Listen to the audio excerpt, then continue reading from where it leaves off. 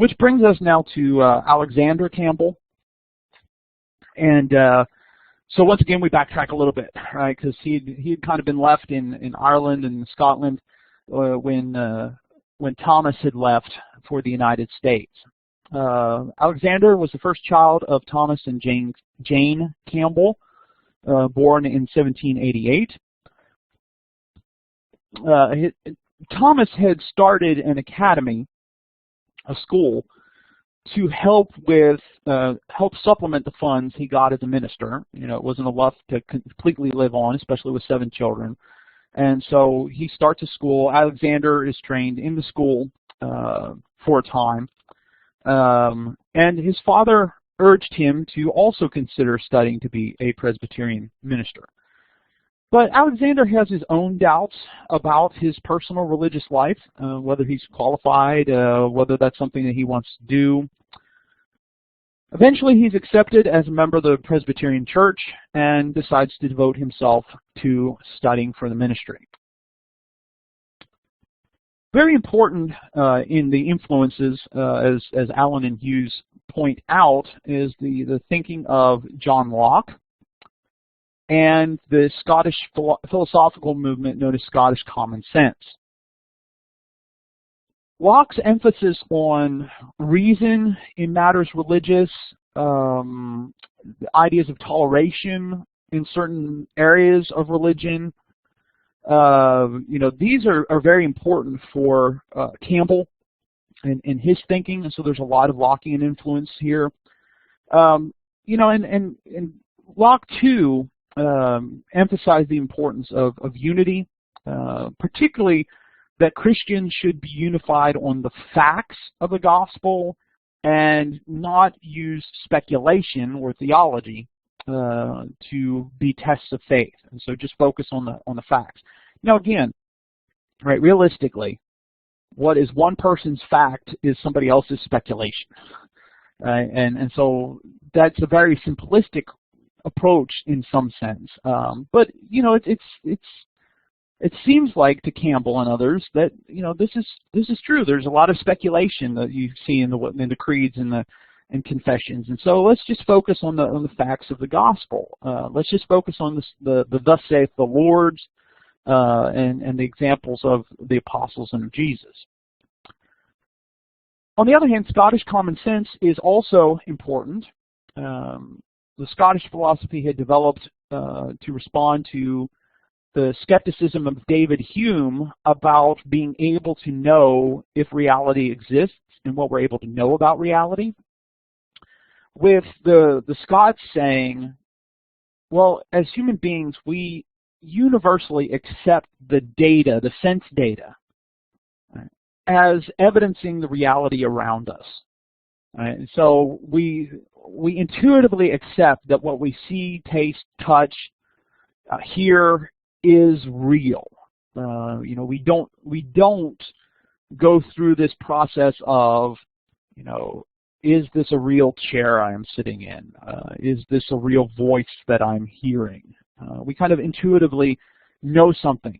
And so that was a very important part of this kind of epistemological view. But then also, the Scots also emphasized in matters of religion the importance of testimony, right? Because David Hume and others were starting to question the miracles of the Bible, and so they said, well, one of the things we ought to do is weigh the testimony of these people that are claiming to have seen miracles. Are they reliable people? And if they're reliable people, their testimony should be accepted. Another important aspect of Scottish common sense that was important for a lot of Protestant groups in the United States, not just the Campbells, was the belief or the promotion of the inductive technique that Francis Bacon had developed with respect to science. The Scots kind of took that and used it for discovering biblical truth. So if you want to know what the Bible teaches about something, you gather all the facts, right? Well, all the passages on a specific subject, and you look at them and say, okay, these are the principles I can draw out because of these kind of statements. And so, it's a very influential philosophic and scientific approach for a lot of Americans, but it's very influential in Campbell's life as well.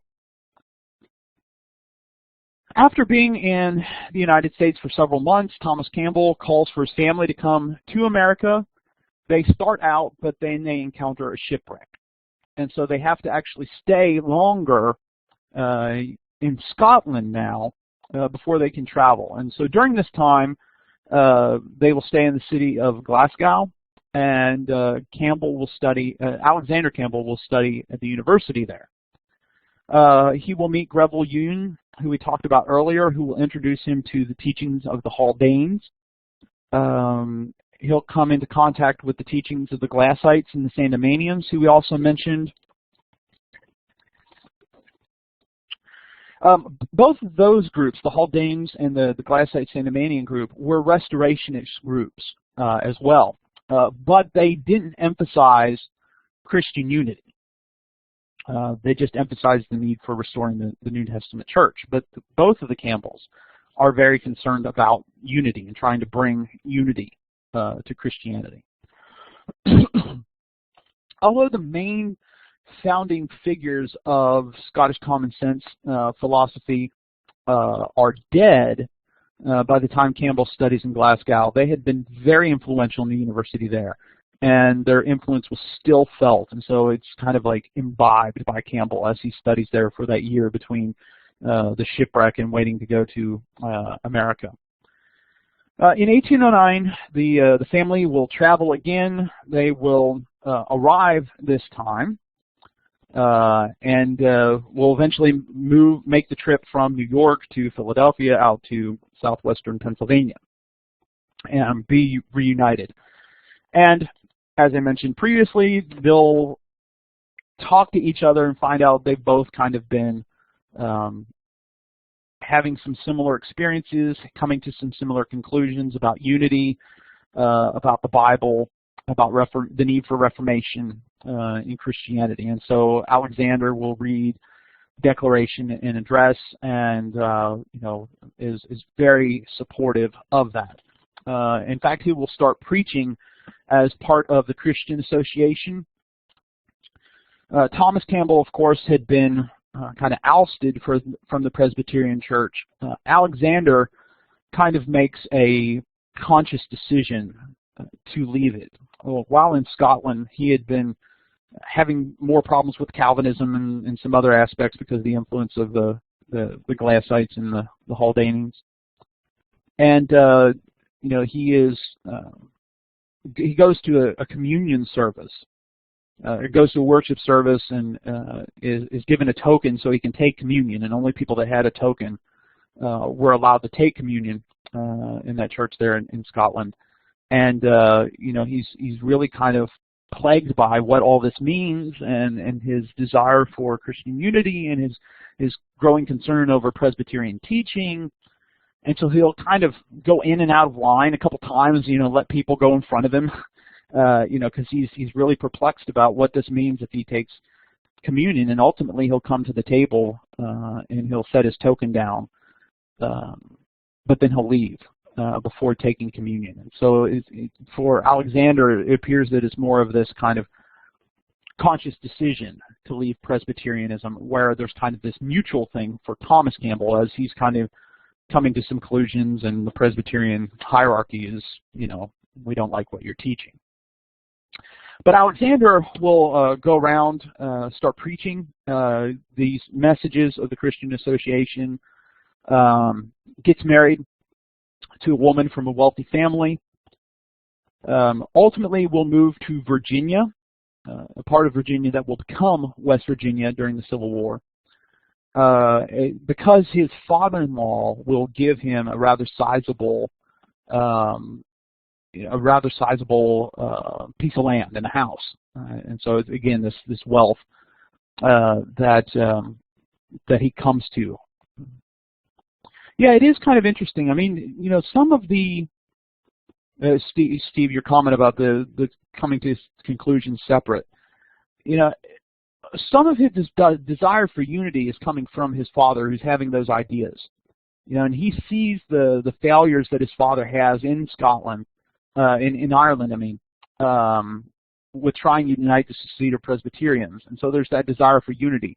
But this notion of the Bible alone and some of these other things, yeah, it's interesting how that kind of coalesces together in these two separate fields on the individuals. So he gets married, he's preaching, but ultimately he's moving away from Presbyterianism, and again comes to a theological crisis because of the birth of his first child, who they named Jane, his daughter Jane. One of the issues that the Christian Association had been kind of skirting, that they really hadn't sat down and dealt with, was the issue of infant baptism. As Presbyterians, the family, the Campbell family, had been baptized as infants, sprinkled as infants. Campbell's wife, Alexander Campbell's wife, had been raised a Presbyterian as well. So there's a lot of Presbyterian background in the Campbell family and a lot of the other people that are joining. But once they start advocating this idea of where the scriptures speak, we speak. Where the scriptures are silent, we are silent, which is something that comes out of the Declaration and Address, more and more people in the Christian Association are starting to say, what do we do about infant baptism? Because there's a feeling that the scriptures do not clearly advocate infant baptism.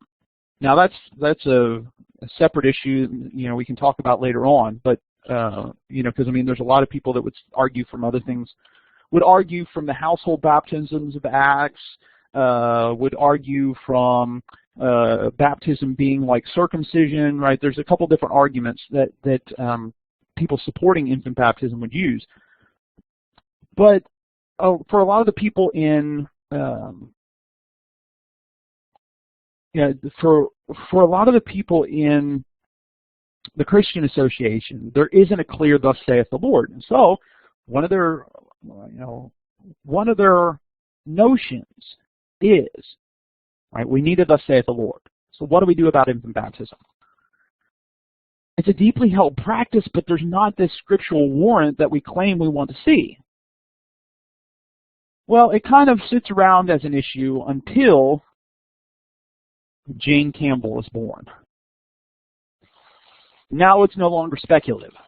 Right? Now it's no longer this matter of maybe one day we'll deal with it, or I'm believing baptism by immersion is probably the way to go, but now it's, what do you do about Jane? Do you have her baptized?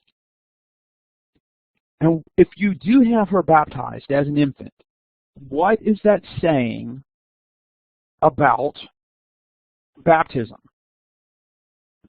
and infant baptism? And this speak where the Bible speaks, be silent where the Bible's silent. If you decide not to have her baptized, what does that say about the infant baptisms of the entire family?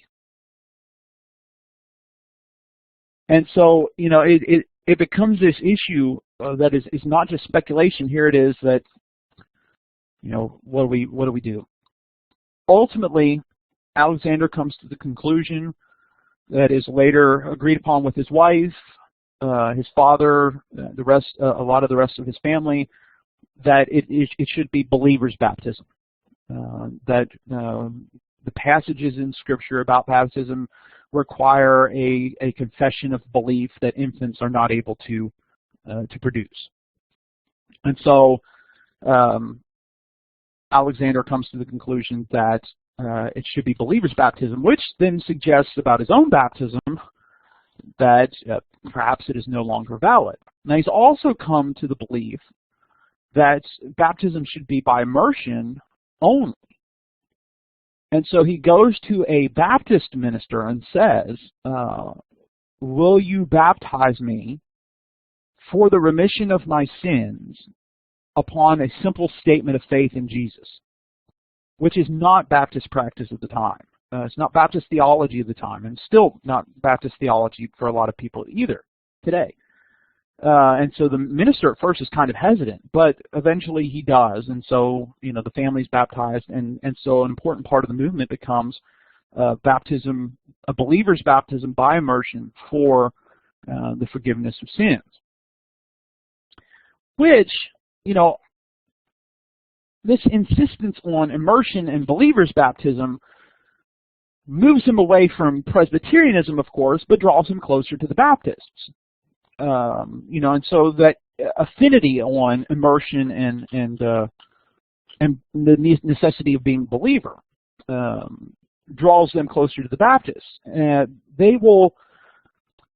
Campbell will never officially become a Baptist, but the church that develops out of the Christian Association will affiliate with Baptist associations of churches. Right, this is a time period before there's like a really strong institutional structure, and Baptists still remain highly autonomous congregationally. But especially at the time, there's associations of churches in the region, and the Brush Run Church will affiliate with some at the time. Eventually, though, that insistence on baptism being necessary for forgiveness of sins, as well as some of his other interpretive principles, will lead Campbell, his movement, to break with the Baptists. An example of one of those places where there's some divergence is represented in Campbell's view on the Old Testament. And so in 1816, Campbell preaches this sermon to a Baptist association, which is called Sermon on the Law. And it comes from Romans chapter 8, verse 3. I can't remember it off the top of my head. Let me see. I'll pull it up quick. I want to say it was it's the Spirit of. Hold on. Thought I'd put it in my notes, which would have been good. Romans 8:3.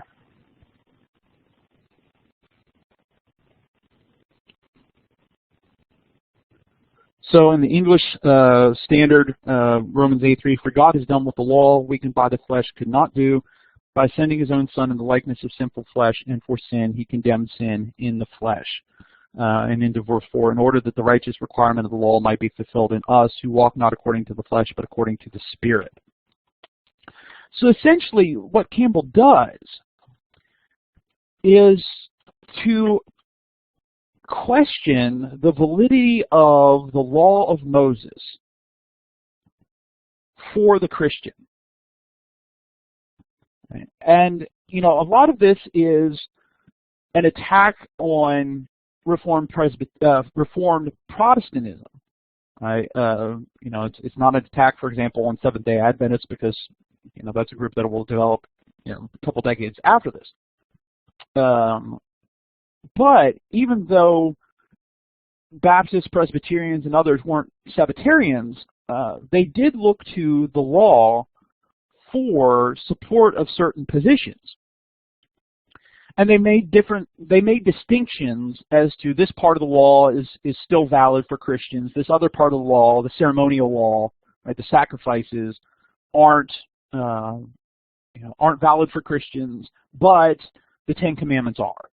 Right? And so, a lot of Reformed Protestant thinking on these different types of ways in which the law was still valid. And so Campbell argues that you cannot use any Old Testament passages to authentic any Christian practice.